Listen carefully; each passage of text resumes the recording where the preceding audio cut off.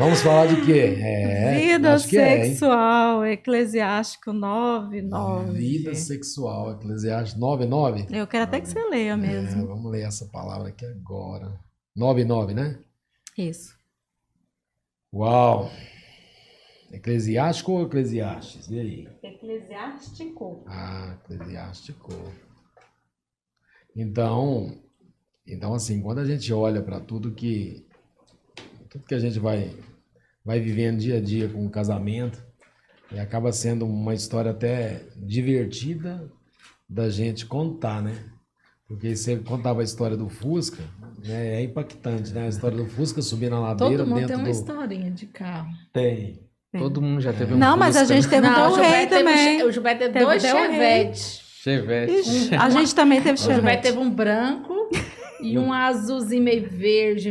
Eu tenho a história de um... Vou contar a história de um amigo meu também, de um Fusca. Só que ele foi no motel com a namorada, que hoje se tornou esposa.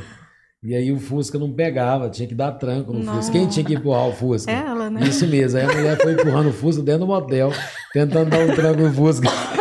Essa história é incrível demais, né? Não sei quem que é. Olha só, Eclesiastes 9 diz assim, ó. Muitos perecem... Nossa, Alexandre, essa palavra é top demais. Muitos perecem por causa da beleza feminina. E é por causa dela que se inflama o fogo do desejo. Tudo a ver com vida sexual, né? Olha só. Muitos pereceram por causa da beleza feminina. Olha só. O tanto que o tema que a gente vai entrar, prepara você aí que é muito, muito polêmico mesmo. Olha só. Muitos pereceram por causa da beleza feminina. E por causa dela, inflamaram-se o fogo do desejo. Então, assim, a beleza feminina da sua esposa é uma coisa, né? Mas a beleza feminina externa é outra coisa. Como é que a gente resolve isso? De vida sexual. Só que o detalhe é, muitas pessoas confundem literalmente o casamento em relação à vida sexual. E a pergunta fica assim, né, meu amor? Sexo segura o casamento? No Uau. nosso caso, não foi o sexo que segurou nosso casamento, não. Uau. Não foi. Mas não foi nem um pouco, né? Pelo Nem um contrário. pouco. Né? Nem um pouco. Muito pergunta pelo é bem contrário, relevante mesmo. porque vocês pensam, eu, uma mulher com endometriose, uma das maiores dificuldades que eu tinha na minha vida era na minha vida sexual. Uau. Uau. E o Alexandre precisou em muitos momentos entender isso. Uau. E muitas vezes eu falei para ele, amor, vai procurar uma mulher que te faça completo, que você... que preste, porque eu falava que eu não prestava, né? Eu falava, não presto para nada, amor, vai procurar uma mulher. Várias e várias vezes eu falei para ele sair de casa, mas eu falava, vai procurar uma mulher, mas era para ele, que ele não precisava, ele não tinha obrigação de ficar comigo. Entendi. E você ficou um ano, né? Com sangramento, né? Foi, mas... E ele teve paciência.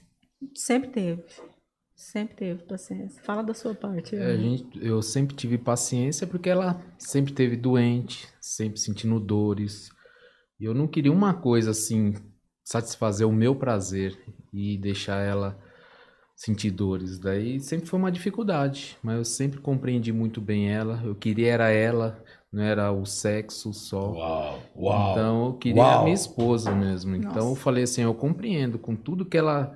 Os problemas que ela teve, a gente estamos juntos. Eu tô aqui é pelo amor.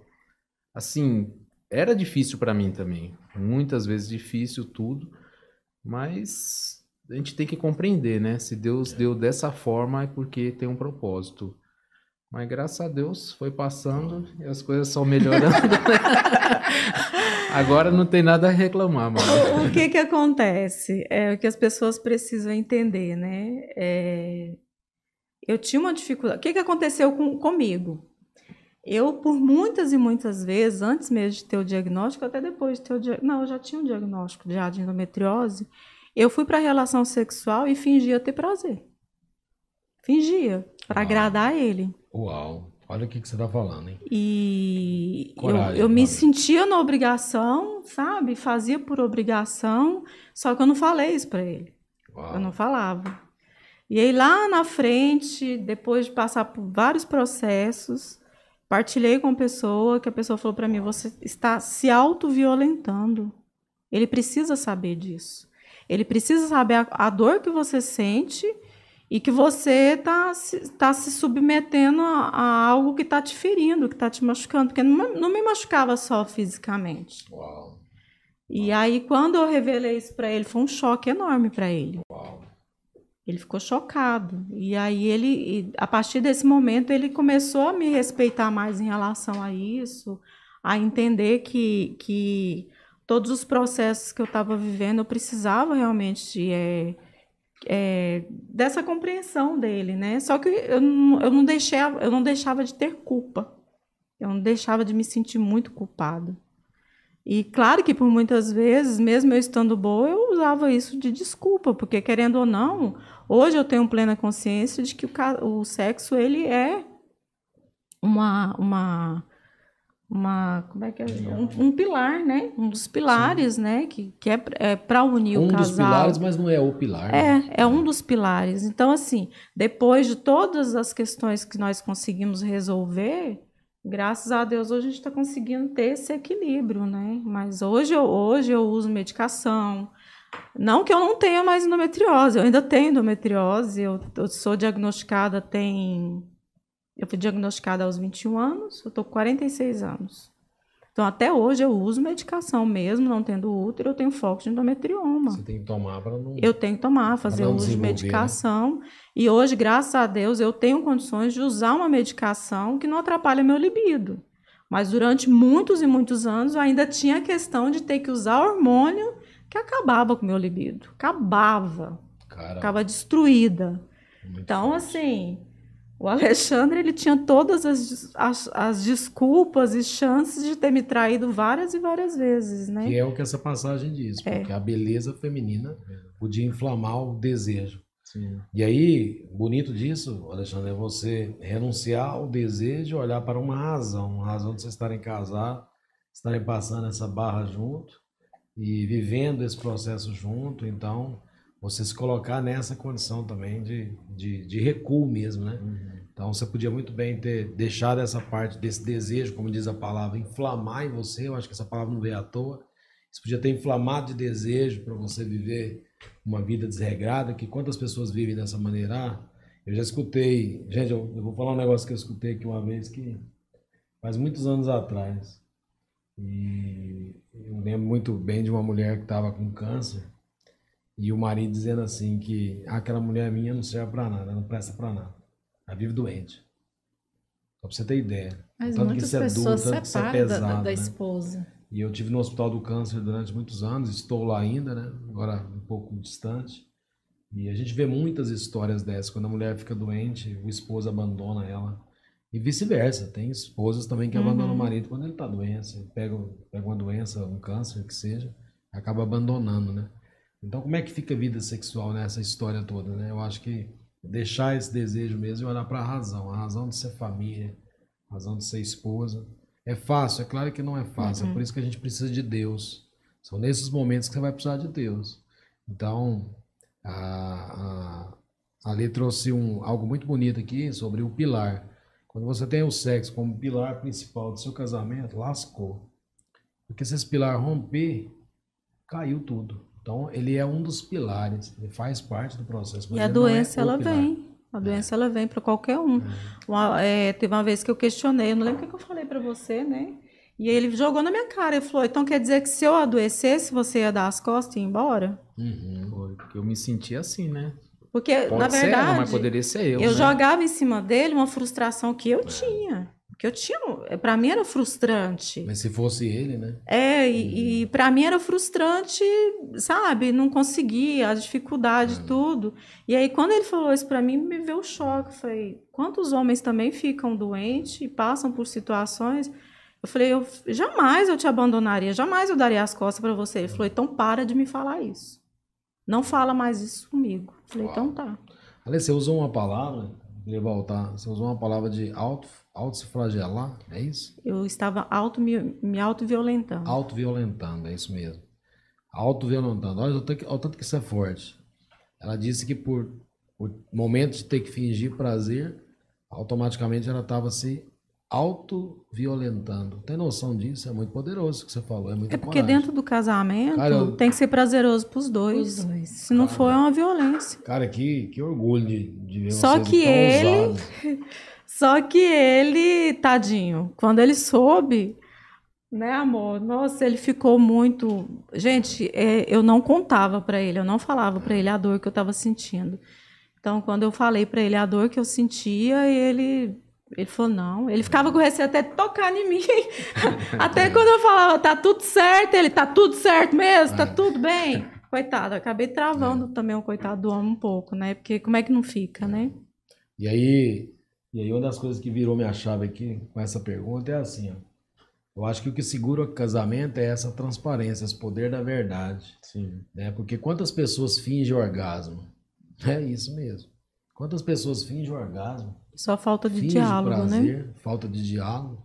Então, quer segurar o seu casamento? Conte a verdade. Entenda o que está acontecendo na relação. Por que não tem prazer? Por que você não vai para o nível A? Por que isso não está acontecendo? Então, eu acredito que a Lê trouxe algo poderoso aqui para nós. Algo poderoso, Poderoso. também, Gilberto, que convém eu falar agora, que aconteceu comigo e o Alexandre, não bem recentemente, foi o quê? A gente, por diversos momentos na vida do casal, a gente vai silenciando para diversas situações que vão acontecendo. E vai acumulando bobeiras, coisas bobas mesmo do dia a dia. E o casal jamais pode deixar de ter uma conversa sincera um com o outro. Tirar um momento mesmo, olhar nos olhos no outro, que o outro esteja disposto a ouvir, você disposto a falar, e esteja disposto também a ouvir. Isso foi assim, de suma importância para resgatar muitas coisas que eu e ele fomos acumulando com o decorrer dos anos. Não é porque a gente está casado há 27 anos que está tudo lindo, está tudo flores. Não, as coisas vão se acumulando ali também. Então, de vez em quando, as pessoas usam de lavar roupa suja. Não, a gente precisa sentar, olhar nos olhos um do outro e ser sincero sobre o sentimento que a gente está tendo sobre o outro, porque a gente acaba alimentando ideias erradas, né? Mal sobre o outro. entendido tudo, e a verdade liberta, né? Você falando a verdade te liberta completamente. Às vezes você tá pensando uma coisa dela, ela pensando de mim. Se eu não falo, se ela não fala, como faz? E o casal tem que conversar sobre sexo. Tem que conversar. Quem não Esse conversa negócio sobre sexo, adia o processo. mesmo. Adia. Tem que conversar. É isso Não mesmo. pode ficar sem conversar. Uau, hein? Uau. Gente, é uma troca de experiência incrível, né, meu amor? Você Com tá certeza. doido. Eu falo pra você que minha vida sexual com a Clélia de 2017 pra cá, quando a gente aprendeu sobre isso. Hoje a gente ensina as pessoas, treina as pessoas, porque a gente aprendeu. 2017 pra cá, nossa vida mudou com essa liberdade de falar sobre sexo. A gente era muito preso nisso. Cara, era muito difícil pra gente isso, porque a gente vem de famílias, né? A Clélia vem de uma família muito conservadora também. Cheia de tabu, né? Tabus. E eu venho de uma família totalmente diferente da dela. Então a gente veio, eu não tive criação de pai, no sentido dele me ensinar as coisas. Eu aprendi as coisas meio que solto, no mundo mesmo. Eu aprendi tudo sozinha, de né? qualquer jeito. É igual eu e o aprendi sozinho Alexandre, a gente também. casou muito não novo, aprendi. né? Então, Falar de, né, eu me lembro muito bem na minha juventude, cara, falar de sexo era uma barreira muito grande, né? Então hoje tem rede Hoje tem social mais que você busca liberdade, muita né? informação, né? Então tem muitas pessoas para ajudar, para treinar as pessoas, no sentido de E que as- elas possam falar sobre isso. E fala de forma errada, né? Fala de Antigamente, forma de homem, Vixe. a forma de falar, não, você tem que ir lá, você tem que fazer. ou colocar lá, um você filme, explicação, ou põe um é. filme pornográfico pro filho ver. Tratava a gente como se a gente fosse animal mesmo. como E tem animal. muitas pessoas que vivem relação sexual como se fossem animais mesmo. É real isso. Não adianta a gente fingir que aqui, gente, aqui não tem jeito de você dar a curva, não. O que é? Tem muita gente que tem vida sexual como se fossem animais. E aí isso precisa trazer isso para um diálogo, como a Lê diz, para se resolver isso, para você ir para um nível realmente de plenitude, onde vida sexual não é o pilar fundamental da parada. Quando você aprender isso, você vai ver que a sua vida vai mudar muito. Não fica preso em relação sexual, não. Não fica dizer que sexo segura casamento, que não segura mesmo. Segura quando você tem a verdade, realmente. Você tem a legalidade, tem isso de forma clara e objetiva, que você tem um diálogo transparente com o seu parceiro ou com a sua parceira.